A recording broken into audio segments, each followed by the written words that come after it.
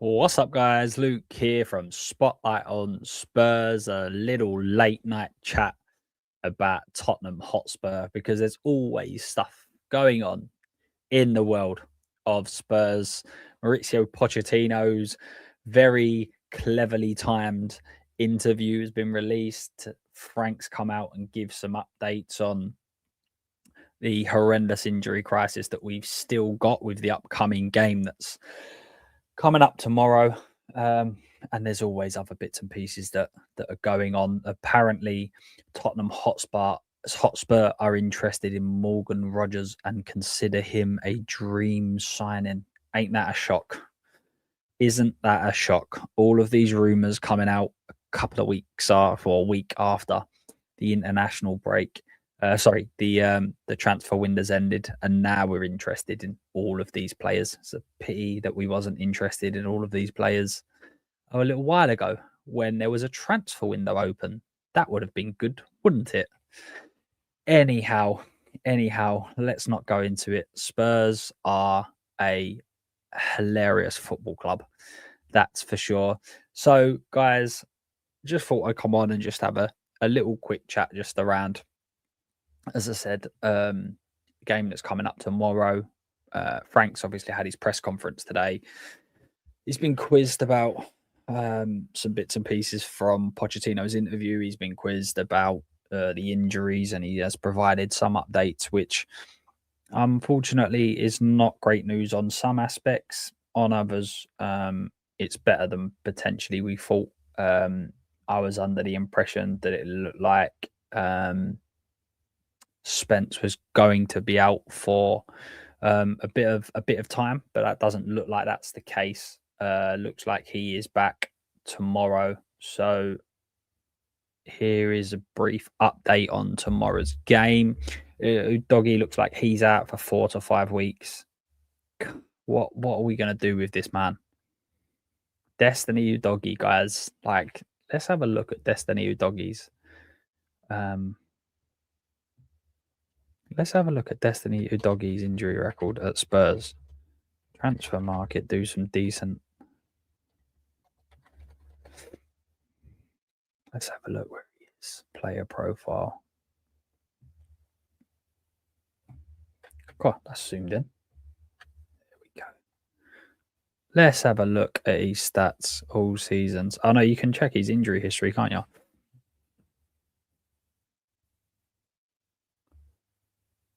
It's not good reading. It's not good reading. Let's have a look at this, guys. Let's share the screen and have a look at this.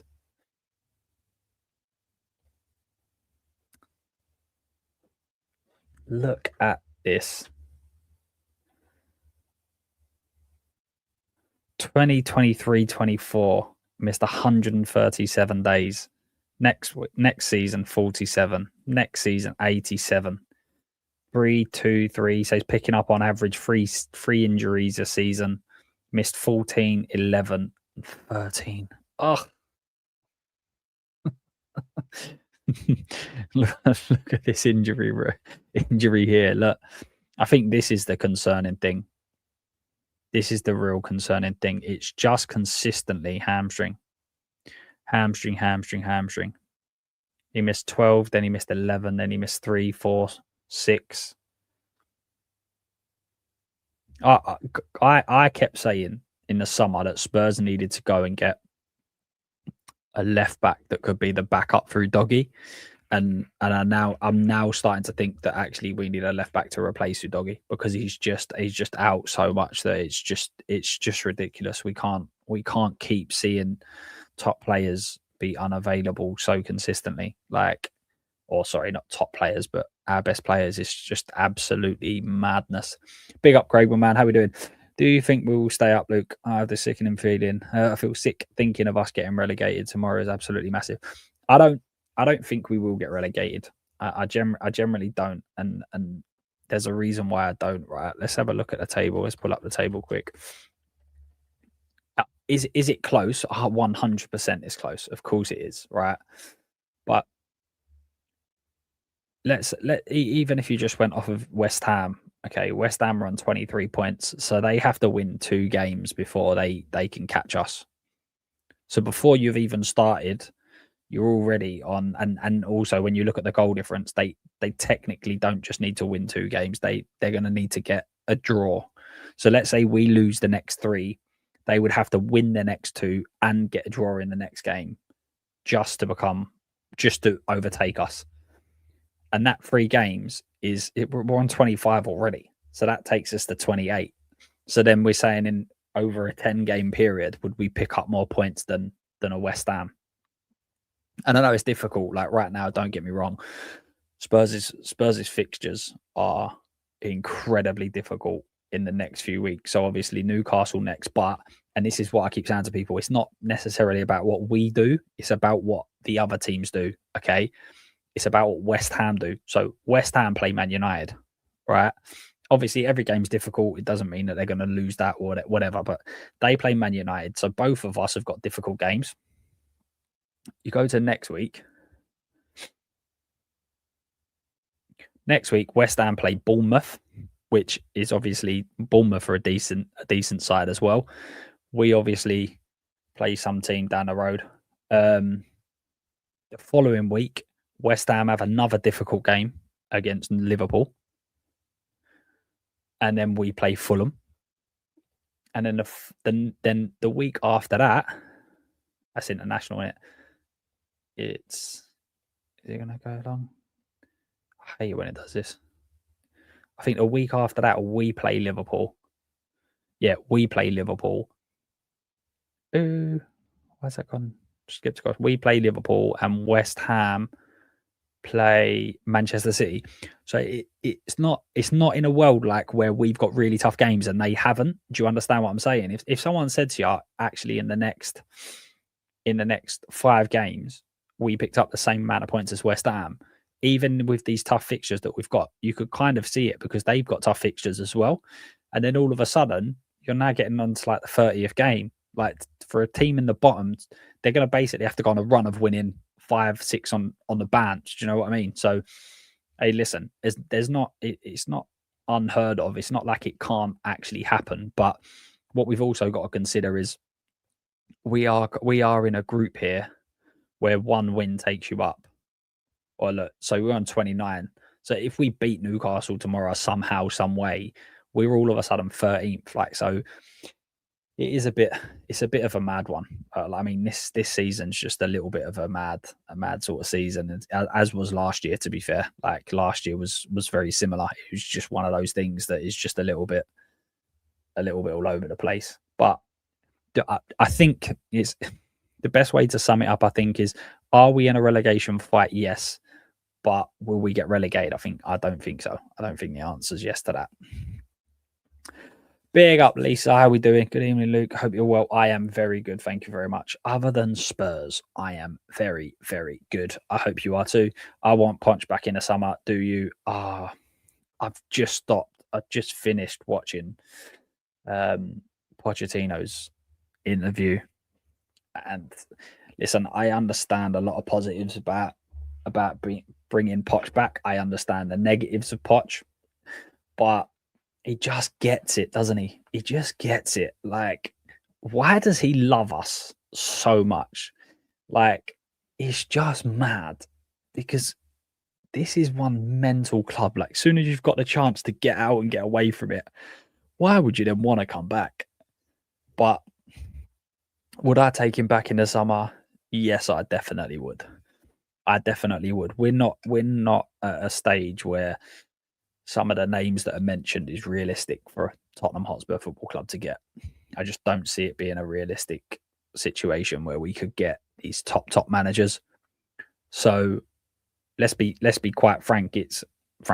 Let's be quite frank. The managers that were linked this summer, when we just got into the Champions League, like this was a Champions League club at the start of this season, were Marcus Silva and Thomas Frank, that had come from middle of the table teams in the Premier League. So I think Pochettino is definitely an upgrade on them, and I would 100% be taking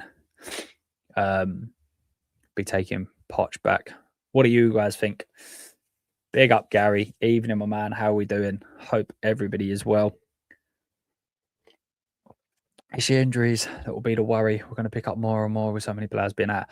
Yes, in a way that is possible. But let me copy this across.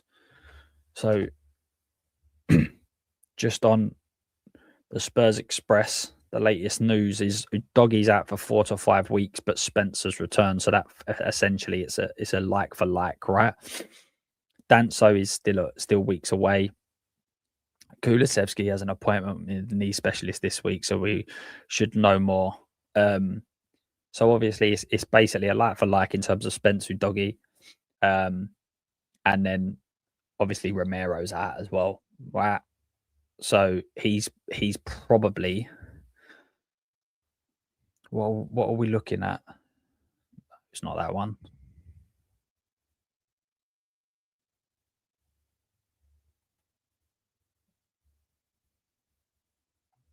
Where's it gone? I can't find it now. Is it in here? No, I can't find it. But what we're probably looking at is I'm guessing we're going to have obviously Vicario in goal. I'll tell you what, we could do it on there. It's not the best one. Is there not? There's a pretty decent one, isn't there? Pick your lineup or something like that. I don't think there's a lot to still choose from, though, is there? That's the problem. Like, you're still going in. Yeah, there we go. That's the one.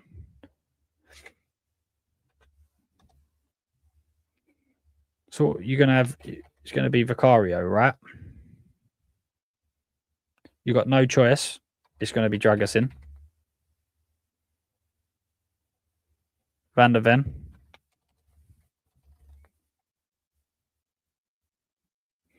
Right, and then you've got 2 options. So you've got 3 options to play here. You've probably got, I haven't done this in so long. 4-2-3-1. I just do 4-3-3. Was it matter? You've got a few options at right back and left back, haven't you? Because you've got Archie Gray, you've got Jed Spence, and then you've got Souza. I can't see. Can you see Souza starting? I can't see it. I can't see it, to be honest with you.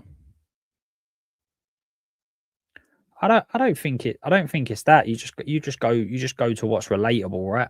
You just go to what's relatable, and Poch is relatable for Spurs fans. That's just a simple fact of the matter. He brought us in terms of the football that we was playing and the feel good factor around the team. He's had the best period in a long time.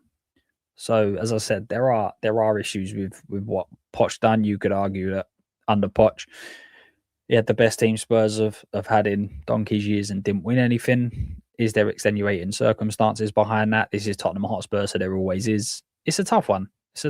And he could come back and be absolutely terrible. There's absolutely no doubt about that, because we've seen what happens in terms of backing for this club. And it's not enough. And it very rarely is enough. So what can you really say about it? That's just a simple fact of the matter, right? We know for a fact that this is it. Managers don't get back, players don't get signed when they should do. And yeah, it is what it is. Whoever is the next board needs to get their checkbooks out and ship in some decent experienced players. Well, this is the problem, right? We need to get some experienced players through the door. Like, we just absolutely have to. Actually, saying that, I'm saying Dragusin, but you could technically have Palhinha, right? Palhinha could play. So you got Sarr. Sarr probably plays. What do we think? Palhinha. Was it Gallagher there?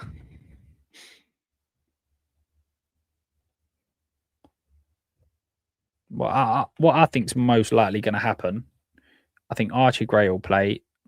I think Spence will come in. And then it's that front three. I think he's probably going to try and stick to. He's probably going to try and stick to what he's got in terms of Odo Bear and then Solanke.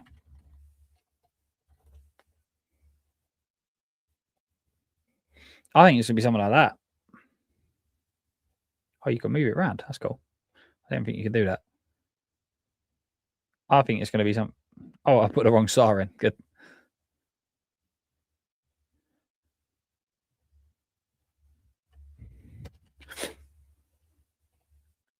So you get for not paying attention. Ah, I like that.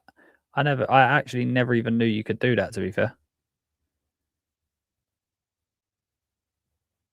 Yeah, I never even knew that you could put that bench player in there. It's going to be that, right? It's got to be that. Big up, Carl, my man. How we doing? Do you think Frank wasn't back this window because you want to give the manager the funds in the summer? I'm sick and tired of hearing this, mate. I'm sick and tired of finding out reasons as to why we didn't spend any money in any given window. We didn't spend money in the summer because we was waiting to go big in the January. So what happened in the January? As soon as it's ended, we're then saying, "Oh, we didn't go big because we're going to go big in the summer." And then what happens in the summer when you got a World Cup going on? So players ain't moving, managers can't come in because they're waiting to the end of the World Cup. You don't then sign players, and then is the answer then, "Oh, we're going to wait for January." So, but the reason why we're asking this is because we don't have a clear understanding of what the club want to be and what they want to do and how they want to play, right? If you had an understanding where you know that Spurs want to become, I don't know, as I say, I always use the same. It's Poch's tactics basically. I want front foot attacking, pressing. That's what I want. And if that's what you are as a football club, that's the identity you have, then you know that the next manager you bring in is going to play a similar way. Obviously, it will have minor adjustments, but a similar sort of idea. So you bring in players that fit that ethos and that idea. But we don't. We've gone from Andrew, who was the most attacking manager that you could get. Frank's obviously defensive. There's such a big swap between. If we brought in a different manager next year, who knows what sort of tactics they'll play or like. And I think that's the problem, is that you can't be waiting for someone else. How about, let's see with this? I know, Craig, I appreciate you're not saying that that's what you think, but how about with this? Just go and sign a top player. Just go and sign good players that the next manager that comes in goes, "Oh yeah, I'd like to have him." Do you know what I mean? Like, why does it always have to be? Well, what if the new manager that comes in? I agree, John Joe. I 100% agree. Like, what if the new manager comes in and don't like X or don't like Y? Just go and get good players, and then managers will like these players, right? Do you know what I mean? Like, why do we make it so difficult all the time? It just feels like we've always got an excuse. It's like, oh, it's the new stadium. Oh, okay. Do you know what I mean? Oh, do you know what it is? We was waiting on Frank. He had to. That was the first one. Do you remember that in the summer? So Frank's come in and Frank needs to assess and work out. So what? He needs to work out that some of these players ain't good enough. Oh, come on. He don't need to work that out. We could all tell you that. I mean, he watches the Premier League. Do you know what I mean? Like, I can go to most of the other teams in the Premier League and tell you who's not very good because I watch them. Do you know what I mean? But no, apparently we need to do this and we need to do that. And it's always an excuse. It just drives me mad why there's always like, and I'm sure it'll be the same for others. Like, I'm sure other teams that have something similar, but it just feels like it's always Spurs. Once again, we're going to a team in poor form. Yeah. Really struggling at home. Yeah. It's exactly what we think it will be. Do you know what I mean? It's one of them where, and that kind of goes back to my point about why I think this might be the midfield three. Sorry, I've got hiccups. Because I think that they're really powerful in the middle, aren't they? They're really powerful in that middle. What's it Bruno, Tonali, Joelinton. So I think he'll go with some running power in there. You've got Sarr and Gallagher who can chew up the ground, and then Palhinha, obviously a big lump in the middle as well. So that's why I think that he'll almost stick to what he knows and go with that. I see someone mentioned today as well. Xavi on that left hand side might be a bit of a. I love Xavi. I think Xavi's going to be a top player, but when you think about it, I think Newcastle have been playing with Trippier at right back quite a bit. So you'd probably want like a Tell or something that's really direct and got a bit of pace to run in behind him. But I'm not against Xavi playing that. I think Xavi has to play. So the only way that I think this doesn't happen, the only way I think that happens is if Xavi comes in and one of these three drop out. But I can't see that neither because, again, that's a real difficult one if that's the case because of their running power in that midfield. That's it. We do. We have who we have. That's exactly it, my man. So like 15. No, it's not even 15 players. It's something like 12, 13 players. That will be available. As I said, Spence is not going to be fit, is he? So you're going to have Sousa that will probably be on the bench and come on at some stage. And Spurs clearly don't think he's ready because if they did, they wouldn't have been linked with Robertson 20 seconds after signing him, right? So he's one that we don't think's ready. And I think that listen, it's hard when you've got so many difficult games back to back, but in a way it could be a bit of a blessing because if you've got all these difficult games back to back, when you listen, every game in the Premier League is different, is difficult. I'm not pretending they're not, and especially when you're in bad form, it's even worse, right? But let's say after Liverpool, Spurs then have a slightly easier run of fixtures. Hopefully, at that stage, some players are starting to make their way back, and it means that we're getting our players back in the fixtures that should be slightly easier. And then that means we can pick up some points, right? Not that that's good enough. I'm not saying that's good enough at all, but I just think that's the way that the cookie crumbles. Southgate in, laugh at me all you want, but you keep saying no one else will come. I don't think it's no one else will come. Like, I think if you're talking about top level, then yeah, no one else will come. 100%. Like, it's going to be very, very difficult for for Spurs to go and get top managers or anything like that. But it won't be no one will come. We could easily go and get other managers in the Premier League, for instance. For sure, in my eyes, I don't think that will be that difficult whatsoever. What did you disagree? Do you think this will be the team, or who would you change up? Who do you think is not? Who do you think is not going to be in that team? Joelinton's out, is he? I know he hasn't played for a little while, but knowing how like he'll be back and he'll score. You know what I mean? Palhinha, Sarr, and Gallagher, Simmons in front of the middle has to work. What you think it will be more? So what you think it will be like? What you? I'm guessing you going Palhinha there, like that. I can't see that because what an Oda Burt just flirts about. It was more like that, wasn't it? It's more like that. He comes in, but that's the problem. Udogie provides all your width, right? He provides all your width down here, but Spence is not going to want to keep coming onto that left hand side. So, he's not going to want to keep going down that side, is he? Could he come in there, like particularly on the? Could it be a little bit more like that? Because Gallagher was almost playing like that, wasn't he? It felt at times it was like this when there was a sending off. It felt it was almost like that at times. I don't mean that deep. I just mean it felt like there was a 4 across the middle. Could we potentially see him there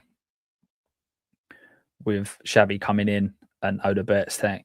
I've kept saying that I think either Odobert or Udogi need to start on the left-hand side because they're the only ones that provide any width. So could that be it? Maybe even Sabi in there. Do you know what I mean? I can't see really Xavi off the right. I can't really see that. I think that's the most likely. Something like that. Or something like that. Do you know what I mean? I think that's the most likely team, to be honest.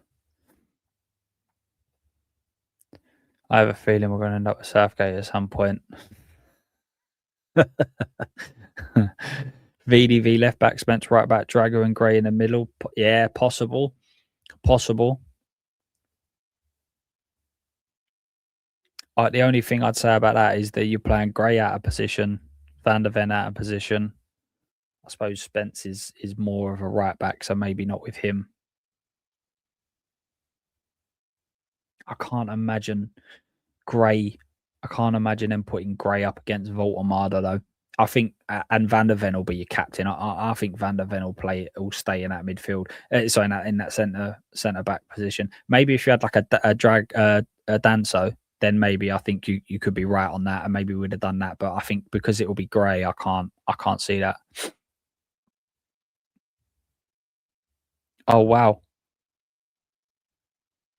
mate, good luck with the exam tomorrow. Jesus Christ, doing an all nighter just before an exam. You're a better man than me, that's for sure. Yeah, we need. I keep saying to everyone, we need to get.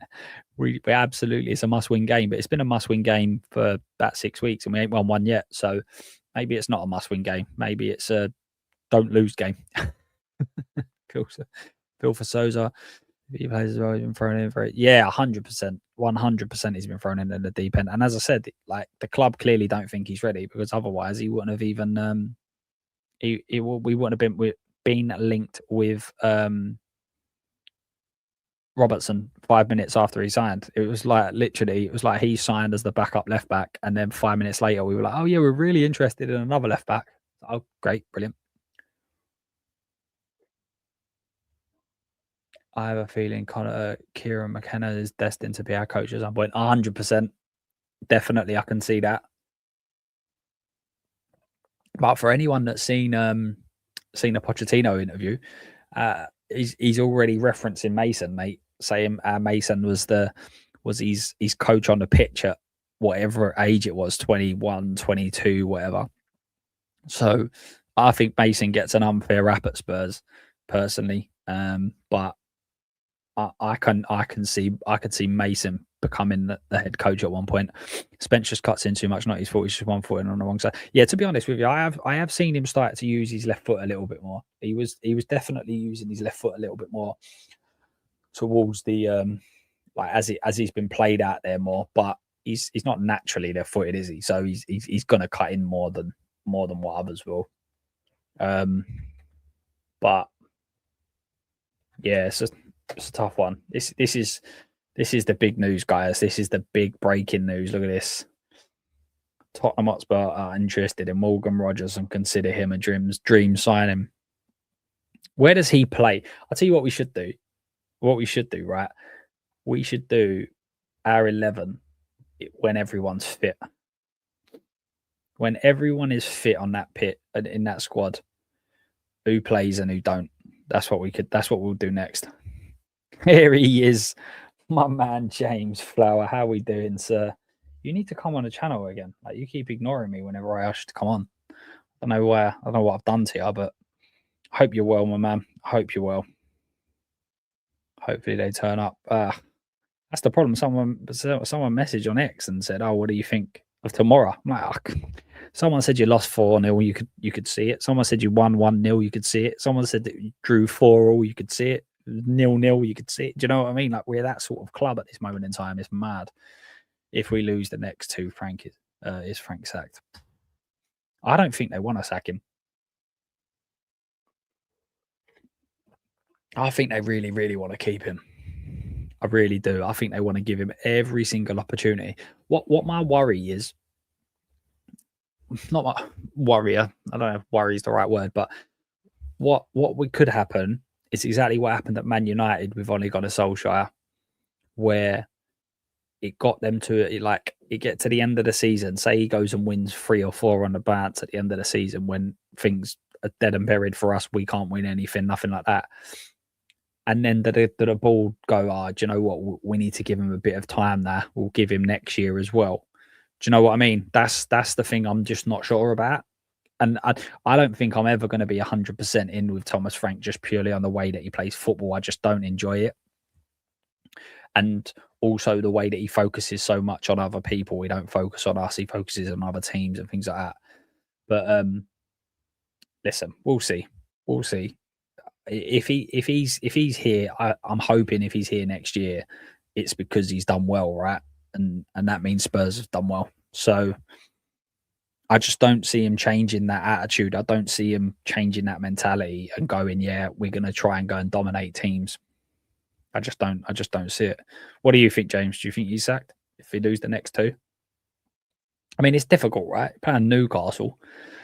I know they're in poor run of form. I've already mentioned it, but it's not an easy game to go and win. Then Fulham, yeah. I mean, I'm saying this. All these teams are above us. As James said, make sure you are hitting the like button, guys. Make sure you're subbing to the channel. On Thursday at 9:30, we will be doing a call-in show. So anyone that wants to come on and have a chat about Spurs, the link will be in the chat. All you'd need is your camera on, and then we can have a discussion. You can come on and rant. You can kind of give your own opinions. Or if you wanted to, we can ask you certain questions. If there's very particular things you wanted to talk about, be it players, be it managers, if you wanted to talk Frank, Poch, players, whatever, more than welcome to come on and kind of give your opinions. And yeah, we'll just see. Obviously, the Newcastle game would have been played, so it'd be good to hear from you guys to see what your thoughts are at this moment in time with Tottenham Hotspur. Frank should have been sacked after the Arsenal. To be fair, there's a numerous different points this season where you've actually he could have gone. So many different points, but he hasn't. He's still here, and I think that's part of it. Why I don't think they want rid. I think they want to give him every opportunity. I really do. But I don't know. It's a tough one, isn't it? It's a tough one. You never really want your manager to get sacked, because if they do, then it means that your club's doing badly, right? But we're not exactly great, are we? We're not exactly doing well. So I think it needs to be reviewed. But again, I say this all the time. Every club needs to review their stuff. You need to review things every single year. I don't know. I just don't know. I just don't know with Spurs. There's just so much of this club where you just what is going on, man? It's just nuts. It's just absolutely mental. Tell one a left running at Trippier could be interesting. But in for who? So I think that's it, isn't it? So you've got in that midfield, you've got Gallagher that's come in and played. What's he played? Every game, but he hasn't played it obviously in the Champions League because he couldn't. Palhinha played. Obviously, did he have an injury? Had an injury, didn't he? Then he came back, played right centre back, and then moved into midfield. So is he going to be fit enough to play the whole game? Sarr obviously was away at AFCON, and I don't think he played that often. So it's going to be all about fitness, right? But I think he'll probably. I know you got Livramento and Hall. Hall's been superb for them, but I think if Livramento's out, which is why Trippier's played, Trippier probably ends up playing right back the whole game. I know Miley's played there as well, but Trippier probably plays there the whole game. So maybe they go with that midfield three of Sarr, Gallagher, Palhinha, and then hoping for the last 15 minutes to bring on someone like a Tell to be running an age in defence. particularly on that right hand side. Maybe that's what they do. Maybe that's what Frank does. To be fair, that front four looked okay against United. Yeah, 100%. 100%. I think Xavi just looks. If you're playing attacking football and you're getting players around him, I think he's a difference maker in this team, and I think we need to do that as much as we physically can. Big up, Russell, my man. Just driving. No worries. You take care of yourself, my man. I hope you're well. Got a feeling it'll be a tense 1-0 win, mate. I'd absolutely take it. Absolutely I take a 1-0 scrappy win. I mean, you take anything right now, right? It hasn't got to be amazing. It hasn't got to be much at all. You just take it. Whatever it is, I'll take it.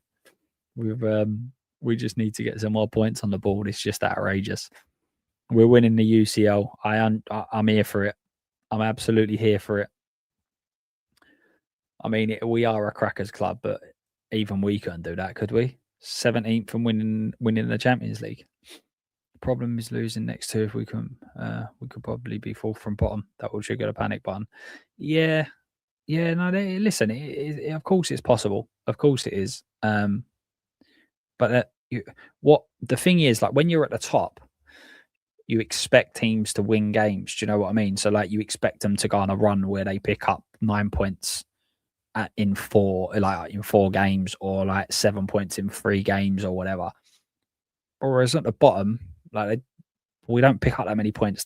Teams at the bottom obviously lose more games. So again, you are looking at a team below you going on and winning 2 on a trot, and that sounds like it's relatively easy, but it's not.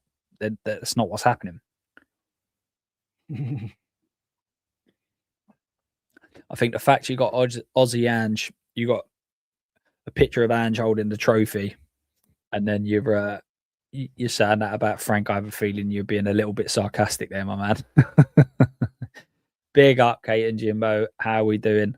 Hope you two are well. If Frank is to go, I think it's tomorrow. If we lose, it will give us before going us to sort something. Yeah, see, that's the thing, isn't it? It is a. I think if they had any real intention of binning him off, then I think it would have been in January. I think they would have just said, right, in January it's time to go, and they'd have brought at least tried to get a couple of players in that fit with a manager, but they didn't. So I just think they're going to give him as much time as possible, unless there's a proper thumping, or we go another like 3-4 games without a win, then maybe it'll be different.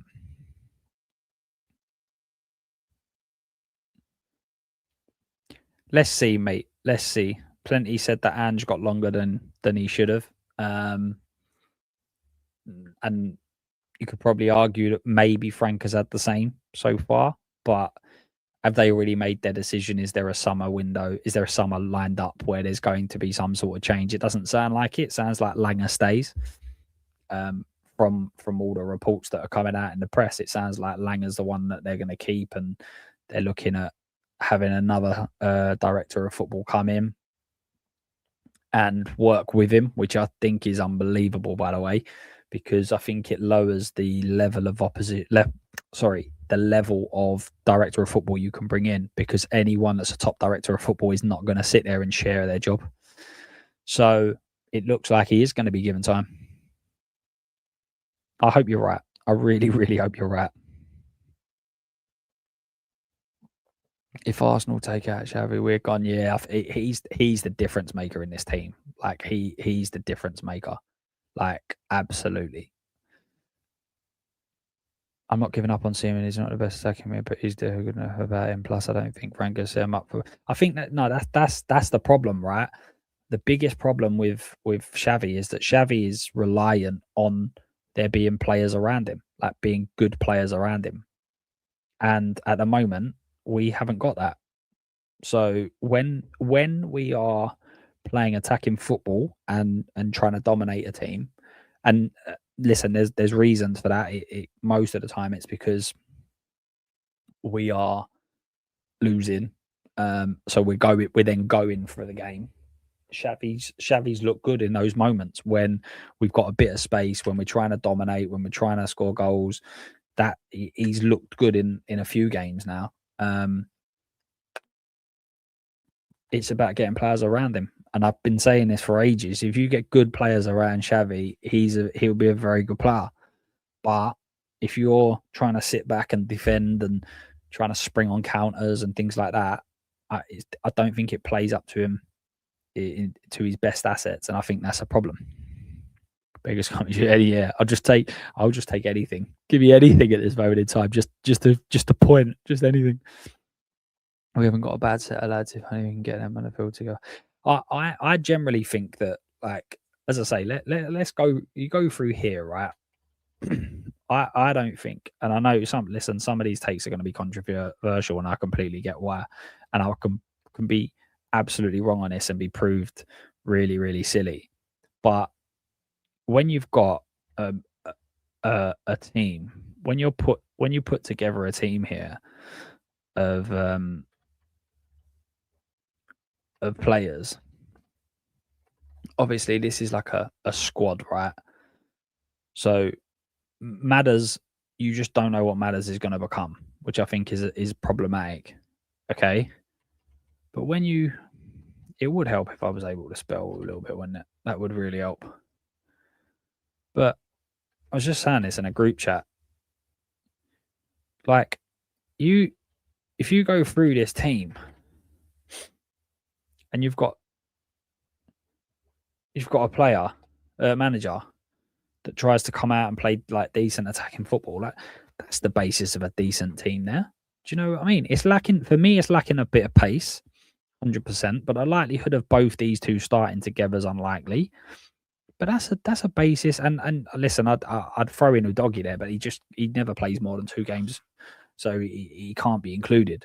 I don't think Spence is the long-term solution there, but that's not a terrible team. Like, if used, I know these are outrageous shouts because they're not going to happen, but if you brought in a Bruno G there, like, even if you use Newcastle's, let's just use Newcastle's team, right? And if you got rid of one of them and you brought in Anthony Gordon or Harvey Barnes, I think that's a decent squad there. That's a decent team. Do you know what I mean?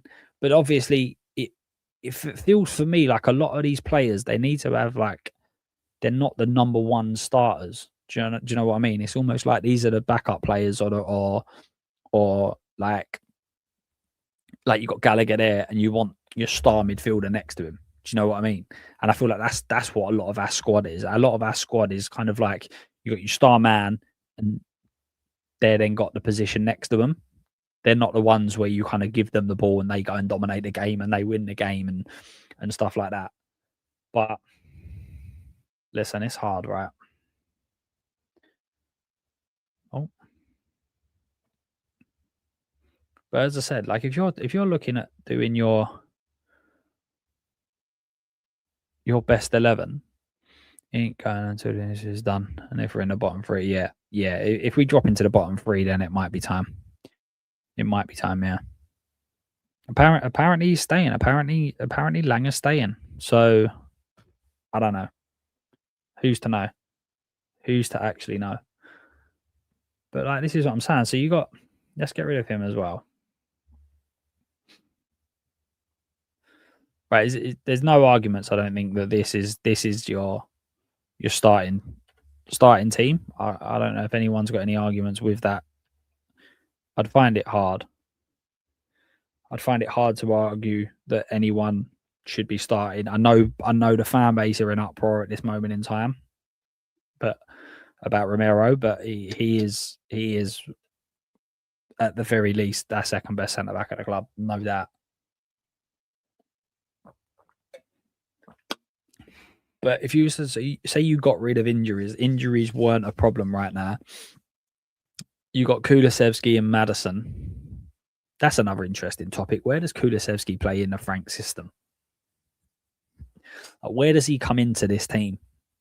Does he start in central midfield? Does he go out on the right-hand side?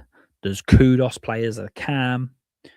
Like, what would be his system? And I know that you don't have a situation where you just start an 11, right? That's not how it doesn't work like that. Of course it doesn't. But it would be interesting to know, like, where Frank sees a Kulusevski. Like, don't get me wrong, I don't think we see Kulusevski get anywhere near back to the levels that till probably 2027. So it's a long, long way away. But Maddison, Xavi, you've obviously got Tell, Odebert. Odebert's look better on the right hand side. Kudos doesn't necessarily score the goals that you need to be scored. Spence has been a left back for a couple of years now, but he's definitely not the perfect solution on that left hand side because we've discussed it earlier about the width.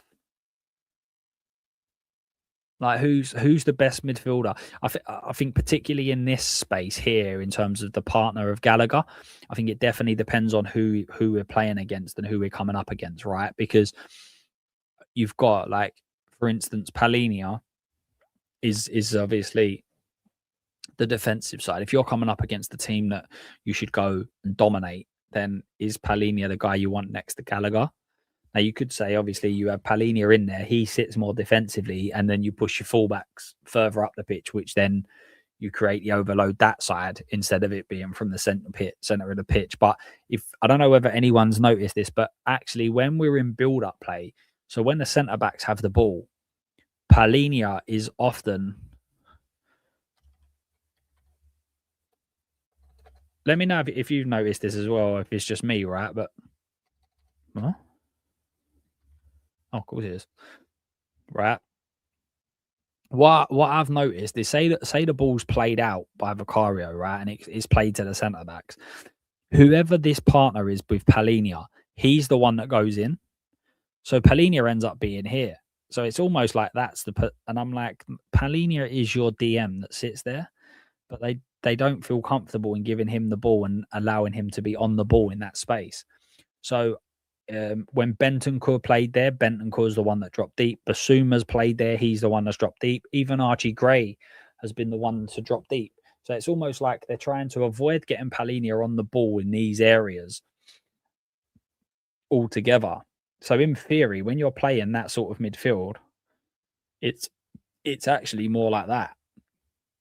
So it's interesting. Like, it's interesting to see. I can understand why they do it, but if you're in a position where you just go longer, which is what we've done on occasions, then that's not a problem to have that. Do you know what I mean? And this is where he sits facing play, but you then try and see if there's a way that you can get out of the press via your width instead of through the center. It's hard, right? It is hard, but I think Gallagher is your starter.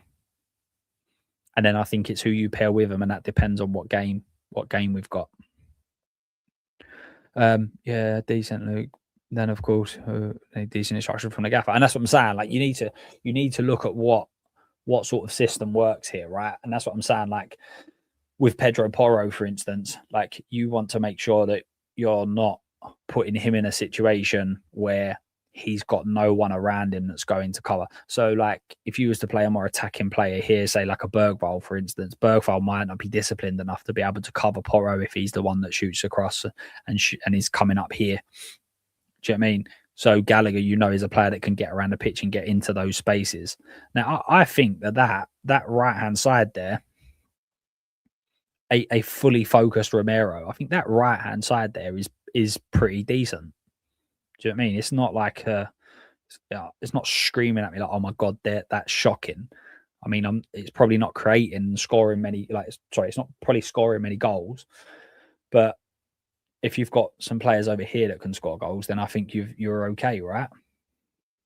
But I think this is the weak position, and I keep saying it with a doggy. For me, it's always been the case of getting the backup for him. But I think we need to go and get a left back. I think a left back needs to be signed now. We can't keep doing this. Kudu's petering out, right? before he's out, won't be the same player. Yeah, but again, it's being overplayed. I think it's the same thing for Porro. Like, we just play these players week in, week out, roll them out. They've all probably got little niggling injuries and all this, that, and the other. And we just expect them just to go out there and just play games consistently. Like, it doesn't, that's not how football works. Like, it just doesn't work like that. Problem with Frank's system is, I'm not sure he's got one, and who knows who to choose when players are fit. Well, I agree, Craig, but one of the problems is that when has he had all players fit to even know that? He hasn't, has he? The Porro one, I mean, this geezer was playing week in, week out, and I kept saying, like, you're swapping out your left back every week, but you're not swapping out your right back, and eventually he's going to get injured. So, and then we see this last year. You played consistently week after week after week after week, and then he picks up an injury, and he plays week in, week. He gets tired, and then all of a sudden his form drops off a cliff. Porro. Again, I think it's about having some sort of competition there for him.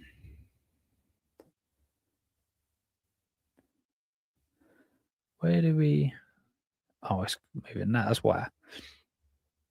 So you've got Spence in there, right?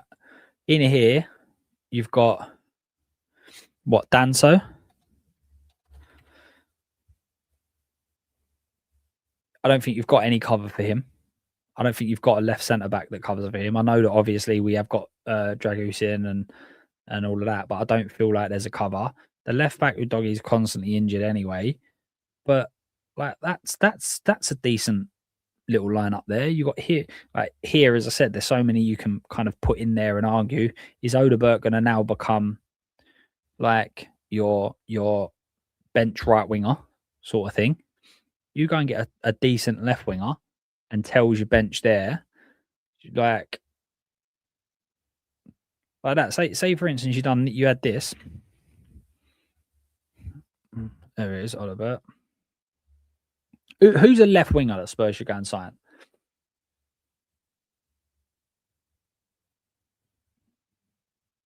Who should we actually go and get in here?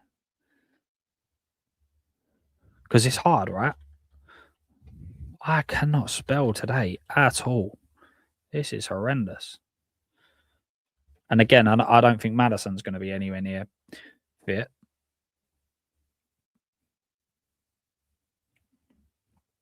We could see Kulusevski finish. Yeah, the only thing I would say about Kulusevski though, like, is he is a player that you can tell just has a level of determination that if there's a way of getting back, I think he gets back. Like, it might not be, we might be in a situation where he's just not ever going to get back because physically it just doesn't, it's something that you just can't recover from. But if there's a way he can get back, he gets back in my eyes. But it's still going to be a hell of a long time. Pelania 6, Gallagher 8, Maddison 10, left wing. That's what I'm saying. It'd be interesting to see. But I understand what you're saying, but do you ever think that Frank would play that? Palhinha in the 6, Gallagher in the 8, Maddison, and no, I suppose you're right. I've read that wrong. For some reason, I thought you were saying that you'd have Gallagher, Maddison, and Xavi in that midfield. Do you remember when Ange played? Who was it? Bentancur and who do you have? Bentancur, Maddison, and Kulusevski in that midfield. Do you know what I mean? I don't think there's a Danish translation for overlap. Marmouche, he's just not gonna. Do you know what? He's on like 300 grand a week or whatever, isn't he? He's on 300 grand a week, so I can't see it. Lookman, yeah, Lookman. It's just weird with Lookman, isn't it? That I know Atletico Madrid went to get him in the end, but he was available for so long, and he just didn't fit Grealish. But no, that Baldwin and that with Marmite. Gakpo's going to set you back up for you as well, though, isn't it? What do you think of Frank taking credit off straight after Romero? I thought it was premature and recovered. It's a tough one, right? It's a real tough one. Like it was 0-0 when he was sent off, and it's one of them. And I feel like Frank's had a lot of these, right? Where it didn't matter what he done, there was going to be a problem. Say he left Odegaard on, and we conceded after 5 minutes, 10 minutes. Everyone would be going like, "What are you doing?" It's a standard substitution, isn't it? Very rare that a centre back is sent off in a game unless teams are playing three at the back, like three centre backs. There's a sending off in their centre half. 9 times out of 10, a centre half's brought on in it. So it is a tough one. I know what you mean, but for me, it was the like for like changes that I didn't like. So when he brought on, what was the last sub, Moani and Tell? When he brought Moani and Tell on, and he played Tell on the left wing, and I was just like, well, if you're gonna have two up top, you know what I mean, just go Tell and I was saying Moani and Solanke at the time, but Tell and Moani, and just go a bit longer and basically just try and get the two of them to win second balls, because I just felt it was too easy for the centre backs. It was too easy for Martinez and Maguire. So just put one against each of them and just clip the ball longer, because you're not going to dominate the play in the middle of midfield after playing half an hour with a man less, are you? So that's what I was thinking he would do, but he went like for like, and it meant that Tell was out on that left hand side again. Hardly gets in the game. I've liked Barnes for ages. Yeah, Barnes is a good player. And that's what I mean. Like, go to Newcastle and go like Gordon or Barnes. Like, would we have one of them off you? Because listen, I can't imagine either of them being too happy about not playing that often. Like, when you look at it, I know they've had a few things going on this year, but like next year they're going to have Wissa and Voltemade up front.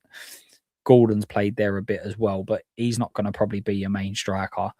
On the left-hand side, Barnes and Thingy need to share minutes. So one of them's probably going to say, look, I want to be a starter. Sideways and backwards only.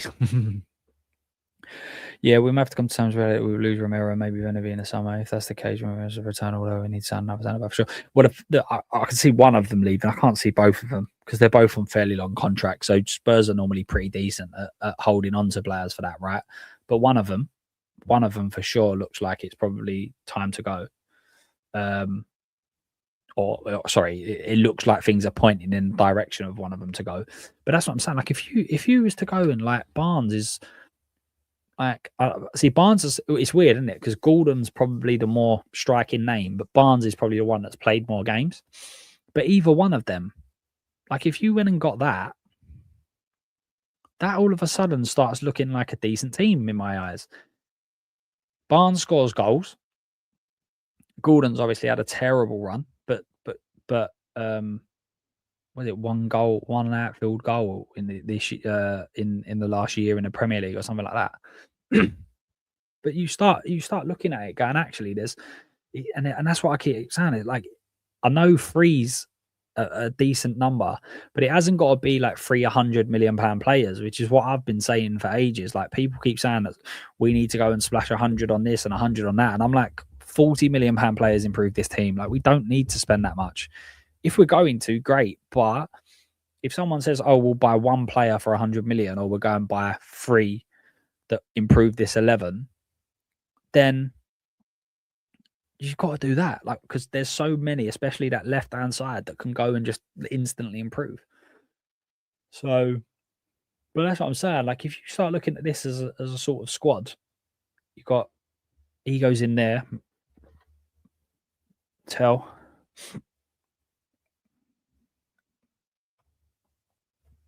I mean, you start looking at that as you got Kudos, Odegaard, Xavi, Maddison, Barnes, Tell, Gallagher.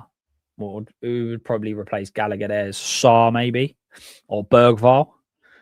Like, do you know what I mean? I think that you start seeing a sort of setup that you kind of go, I can get on board with that. Barnes can go either way as well. He can go on the left, he can go on the right. So,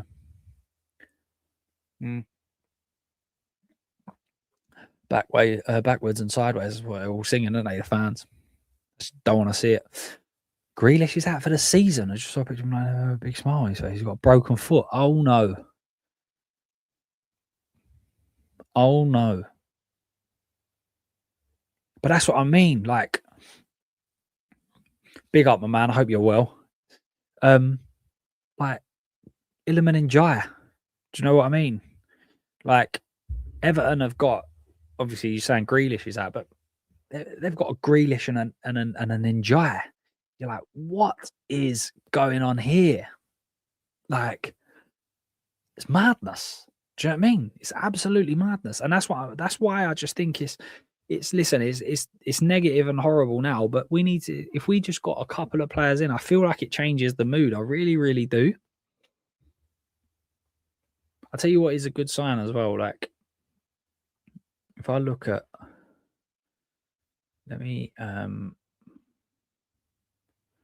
I duplicate that tab, it won't. It doesn't pull across all the people. But transfer market. This is a good thing as well, right? You can get the transfer market up, and it tells you when players are when their contracts are running out, contracts ending. So let me add another. Here we go. Stop screening. And I've got this one. So a different one in. Look. So if you go here, right? So you've got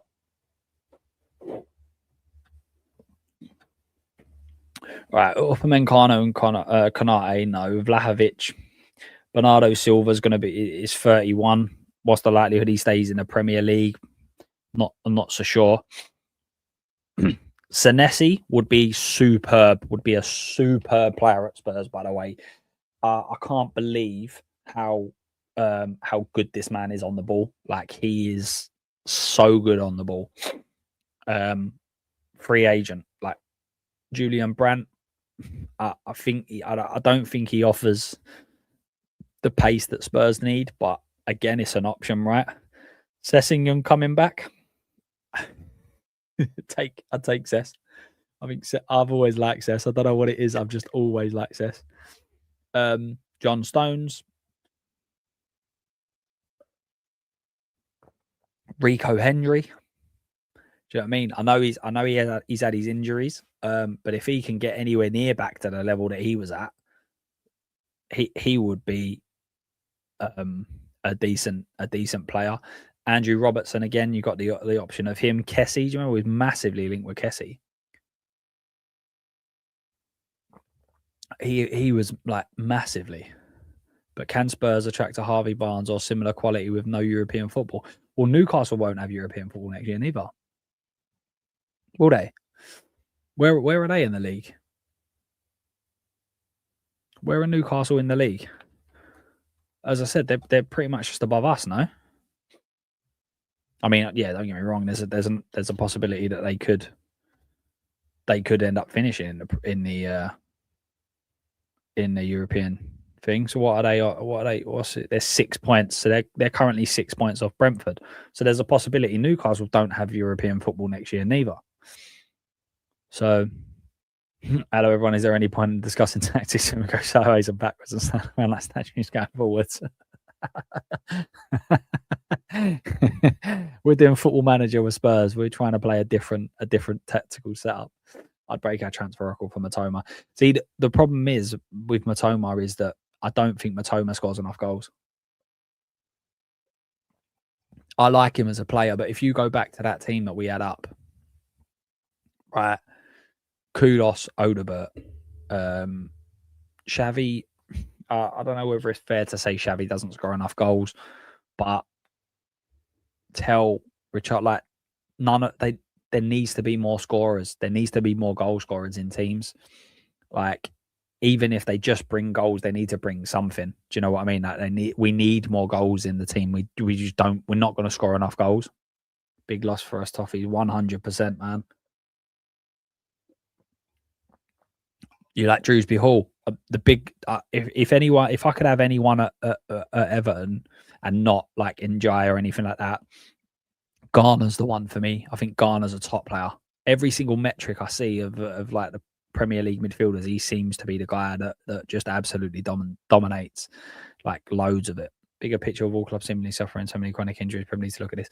I said this last year. Everyone kept blaming Ange for all the injuries, and I'm like, he has to take a portion of blame. Of course he does. When you've got the amount of games that are being played, when you've got the amount of stoppages that are being played, that are in games, when you've got 10 minutes being added on in virtually every single game, yeah, that now means that most games are now 100 minutes. You've got the higher intensity. You've got like the extra European games. Like everything is just more and more and more and more and more. Like it's madness. So that's going to create more injuries. That's just facts. That's how life works, unfortunately. And this is what happens with these players. I'm not saying that we should all feel sorry for them or anything like that, but they are playing a huge amount of football consistently, week in, week out, and that's going to create more and more and more injuries. That's why everybody's suffering with them. So it's mad, right? Big Matoma's in the chat. Everyone's thinking about Matoma. Guess he's only 29. It's outrageous, right? It's absolutely outrageous. 29. What was it, like 60, 70 million? Where is it? He's been at Barca as well, didn't he? At Barca, didn't he? Absolutely madness. Yeah, 29. Who else improves us?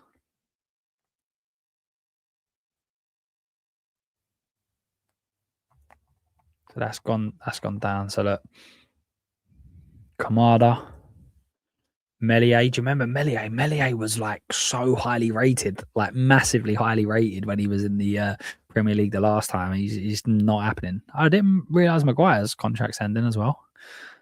So Maximin he's literally just signed. Brozovic, I think quite a lot of him, wouldn't we? Pellegrini, Josh Mayer, Casemiro, Memphis Depay, Adama Traore. Remember that? We was really linked with him as well. What else? We don't.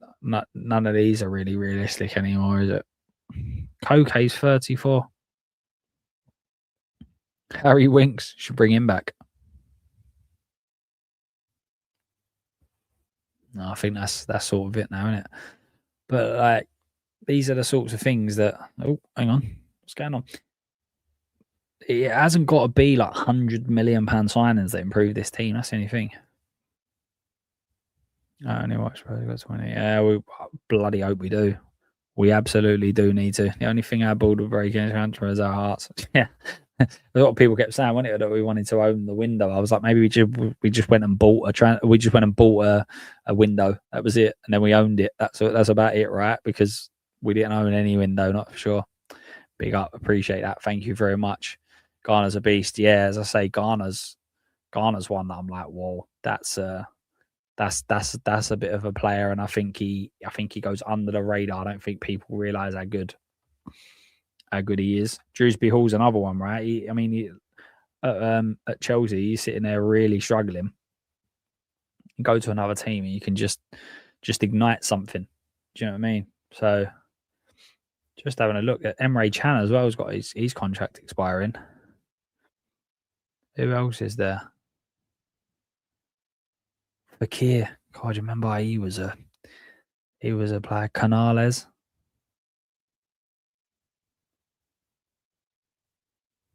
Oh no. Paulo Dybala's contract ending at Roma. And Vincent Janssen. Should we go with that strike force? Dybala and Janssen up front. Unbelievable, by the way. But that would improve us. Oh, mate, I think that's that. In some ways, like I think everybody's feeling that sort of way. It's like, it's so depressing. I see a stat that came up the other day. Today, Tottenham's last 50 league matches have produced the club's lowest 50-game points haul since 1913 to 1915. That's outrageous, by the way. Absolutely outrageous.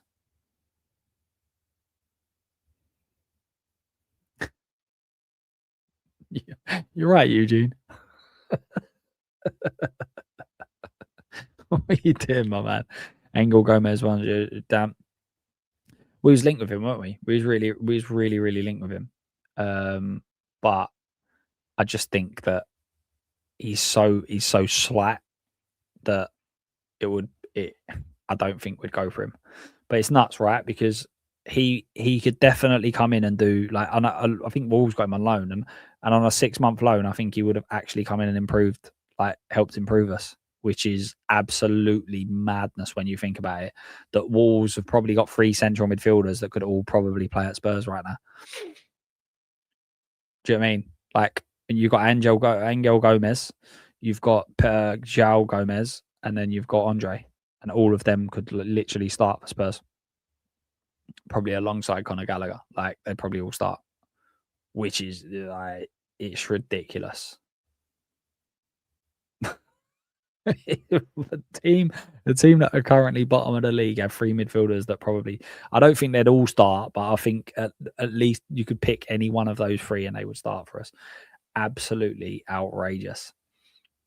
Odobert, very skillful. Yeah, he's skillful. He just needs to be a little bit more confident. Needs to be a bit more dominant.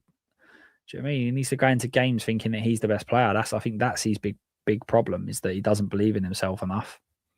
And actually, when he does believe in himself, it works quite well. He's done okay on occasions. So, hey, let's see, right? Let's see. What was the other thing? Yeah, the Romano saying about Rodgers. I mean, that's outrageous, right? Mikel Moreno underwent surgery following a serious injury. Oh, I didn't know about that one. John Duran, another one Spurs were offered to, and said, I'm okay, thank you very much. Not interested in him. Madness, absolutely madness. So all the players that were available and Spurs just passed up and just was like, absolutely not. Dybala would actually be our best forward. I like Solanke. I do like him, but Dybala playing in that little hole behind Xavi with Xavi would be all right. Like Solanke having them 2 feeding him. Brozovic best to try and put, in my opinion, free agent as I think he's 34 now, don't he? He's 34, maybe going on 35, and in the Premier League, that's a difficult age to be able to start coming and playing in the Premier League at that age, I think. But Vuskovic back as well.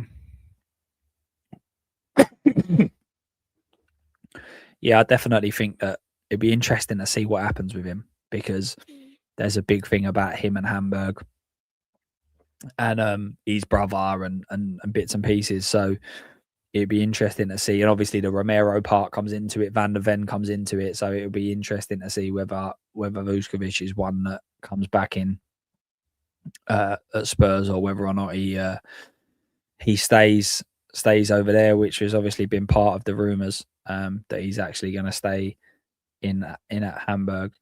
Other people are saying maybe that we should be playing 3 at the back and him playing in the centre with both Van der Ven and what's her name?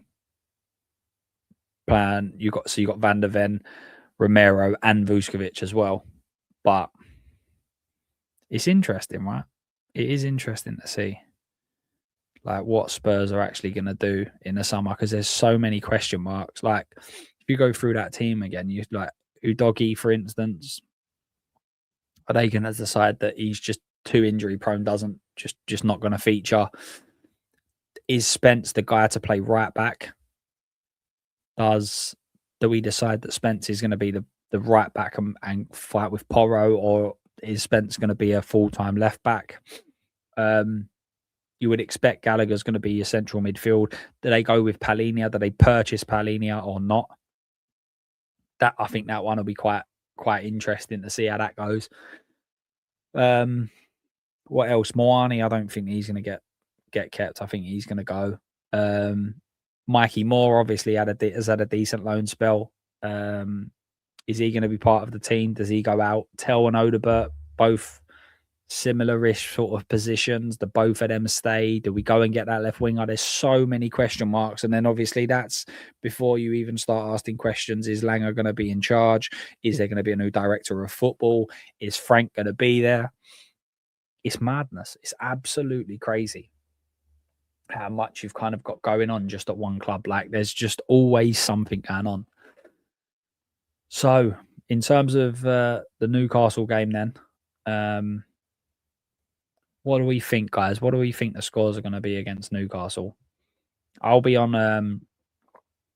last word on Spurs after the game tomorrow, to give our thoughts and opinions on how the game went. Hopefully, obviously, we are talking about a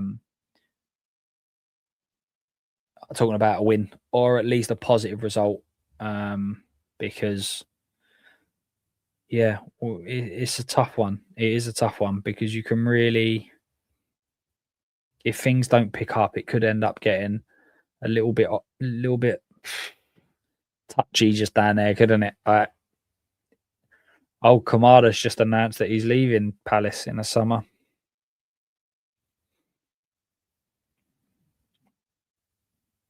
I watched that Ryan as well for Bournemouth the other day, man. Like, how are we not spotting these players? Like, just go and get him. Jesus Christ. He looks a player. I literally watched him for 5 minutes. Like, he's a baller. He's an absolute baller.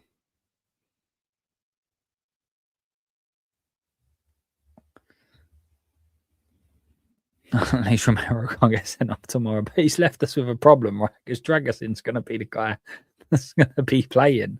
Dragassin, who's just come back from an ACL, he's having to start games and play like 90 minutes because we don't have anybody else. I reckon Byfield will probably end up coming on tomorrow. I reckon Byfield will end up coming on because you'll have in that. Surely enough, in that back four, you're going to have Spence, who's just come back from an injury. You're going to have Dragassin, who's obviously not long been out with the ACL. Van der Ven will be returning. No, he returned a couple of weeks ago, didn't he? So they're going to have to be. Sousa will probably come on, and Byfield will be the next one. Byfield would be like your second choice that will come on.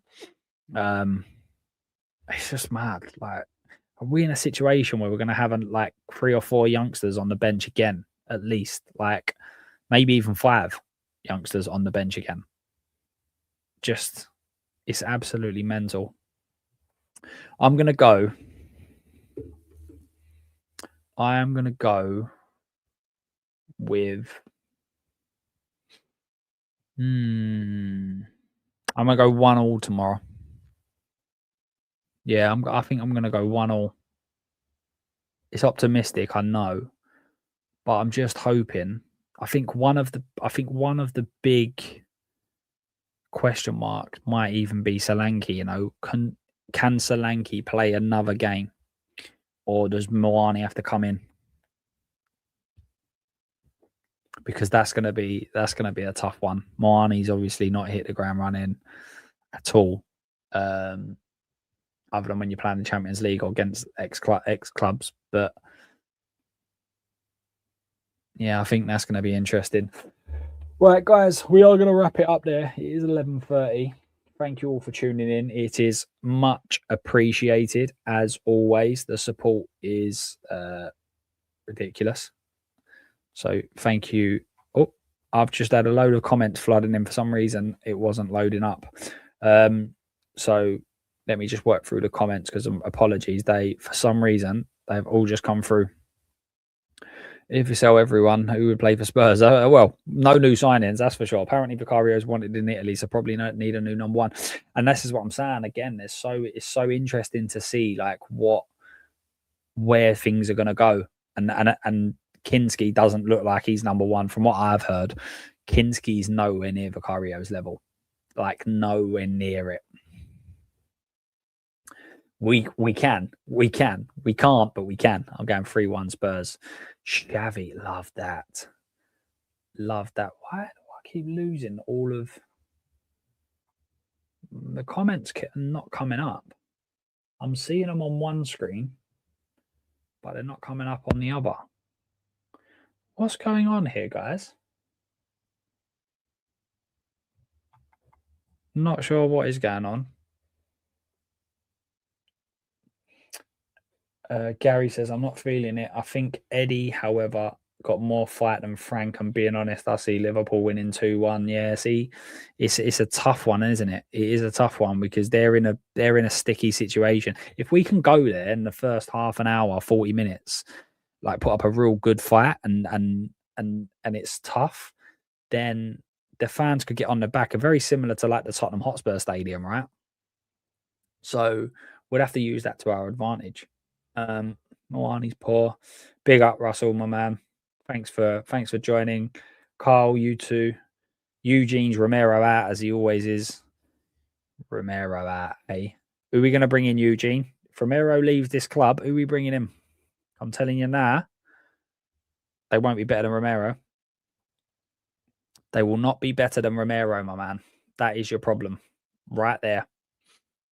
And that's the problem we've got for loads of our players, is that you can want players out, but players that are coming in are not as good.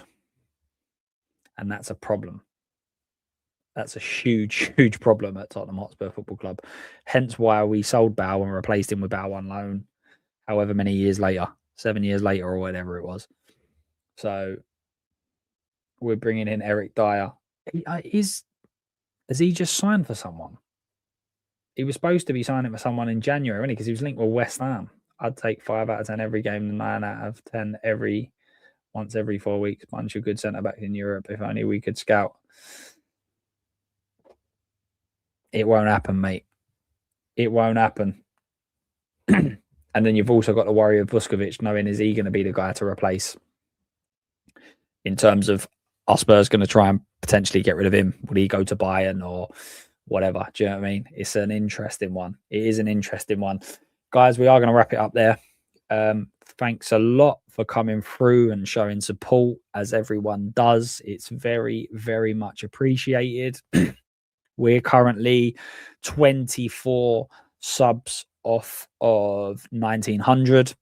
And we're on a road to 2K. So if you haven't already, please make sure you're subbing to the channel, like in the stream. It pushes it out to other people, and hopefully we get some new subs and all of that sort of business.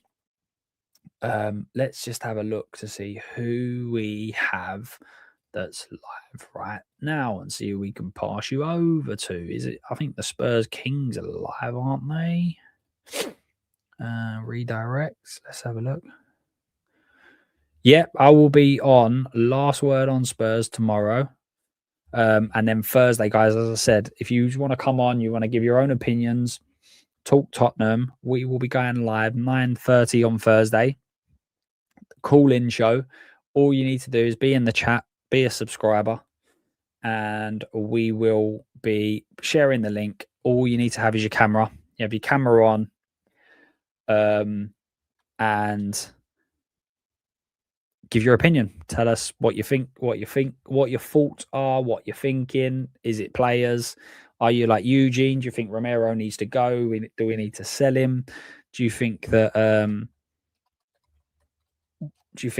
Pochettino's the guy? Let us know what you think. Eugene, make sure you're there, mate, because you have not been on for a while neither. So it'd be good to see any of you there.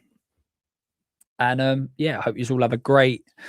Hope tomorrow goes as good as it can for you lot. Hope Spurs don't ruin it at the end. And make sure, just popped it in the chat, make sure you drop a Spotlight on Spurs raid over at Spurs Kings. And the last thing from me, as always, guys, come on, you Spurs.